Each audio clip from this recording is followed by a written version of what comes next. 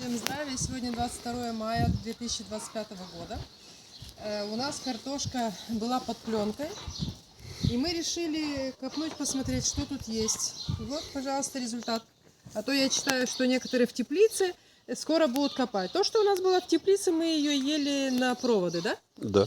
Мы были на проводы во Видеополе, на кладбище. После этого 2 недели назад, заехали, да, заехали на рынок видеопольский. Там молодая картошка, такая дроп 16, стоила 259 гривен килограмм. И нас заинтересовало, мы зашли в теплицу, накопали свою. И такая была, и такая, и такая. Так что мы ели та, что в теплице, ели ее раньше. А это вот просто в пленке, мы ее где-то в середине марта, да, посадили? Если бы раньше, то было бы еще, наверное, ну вот такая красивая картошка.